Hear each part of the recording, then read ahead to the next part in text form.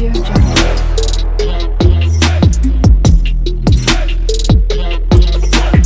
Audio Jungle.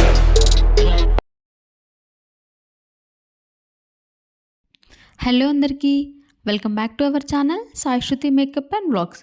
ఈరోజు recipe veg pizza ఇంట్లోనే హైజెనిక్గా టేస్టీగా చేసుకొని తినొచ్చు. సో ఇంకా లేట్ చేయకుండా ప్రాసెస్ ఏంటి అన్నది చూసేద్దాం. ఒక కప్ ఆఫ్ మైదా పిండి తీసుకొని అందులోకి కావాల్సినంత సాల్ట్ ఇంకా షుగర్ కూడా యాడ్ చేయాలి. దాంట్లోనే కొంచెం బేకింగ్ సోడా కూడా వేసుకొని ఇందులోకి 2 టేబుల్ స్పూన్స్ ఆఫ్ కర్డ్ కూడా యాడ్ చేసుకోవాలి. ఇప్పుడు తీసుకున్న సాల్ట్ అండ్ షుగర్ కూడా అంతా మిక్స్ అయ్యేంత వరకు మనం కర్డ్లోకి కలుపుకోవాలి.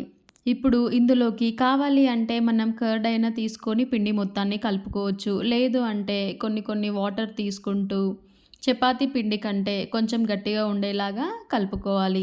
ఇలా ముద్దలాగా వచ్చేంత వరకు కలుపుకోవాలి. దీన్ని ప్రెస్ చేస్తూ కలపడం ద్వారా పిండి అనేది చాలా సాఫ్ట్గా వస్తుంది, చేతికి అతుక్కోకుండా ఉంటుంది.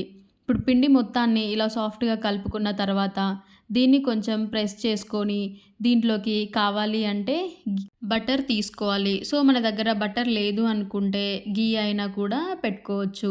ఇలా మిడిల్లో పెట్టిన తర్వాత దీన్ని ఒక బౌల్ లాగా చుట్టుకొని ఒక 15 మినిట్స్ పాటు దీన్ని పక్కన పెట్టుకోవాలి. ఆఫ్టర్ 15 మినిట్స్ పిండి మొత్తం కూడా నానిపోతుంది. సో ఇప్పుడు ఆ పిండిని కూడా మళ్ళీ ఒకసారి ప్రెస్ చేస్తూ పిండి మొత్తాన్ని కూడా కలుపుకోవాలి. ఆ టైంలో పిండి చాలా సాఫ్ట్‌గా అయితుంది. ఇప్పుడు వేరే ఇంకొక ప్లేట్ తీసుకొని అందులోకి కొంచెం బటర్ లేదా ఘీ యాడ్ చేసుకోవాలి. ఇప్పుడు మనం ప్రిపేర్ చేసి పెట్టుకున్న పిండి ముద్ద ఏదైతే ఉందో అది పెట్టుకొని ప్లేట్‌కి ఈక్వల్‌గా వచ్చేంత వరకి హ్యాండ్‌తో ప్రెస్ చేసుకోవాలి. పిల్లలకి పిజ్జా ఫీడ్ చేస్తాము అని అనుకునే వాళ్ళు మైదా ప్లేస్‌లో గోధుమ పిండి కూడా యాడ్ చేసుకోవచ్చు. పిండి మొత్తాన్ని హ్యాండ్‌తోనే ప్రెస్ చేసుకోవాలి. ప్లేట్ ఎంతవరకైతే ఉంటుందో అంతవరకి ప్రెస్ చేసుకోవాలి. ఇది మరీ చపాతీలాగా ఉండకూడదు. అలా అని చెప్పి ఎక్కువ లావు కూడా చేయొద్దు. మీడియం సైజులో చేసుకొని పెట్టుకోవాలి. ఇప్పుడు దీంట్లోకి ఒక ఫోర్క్ తీసుకొని వీడియోలో చూపిస్తున్న విధంగా హోల్స్ అనేది పెట్టుకోవాలి.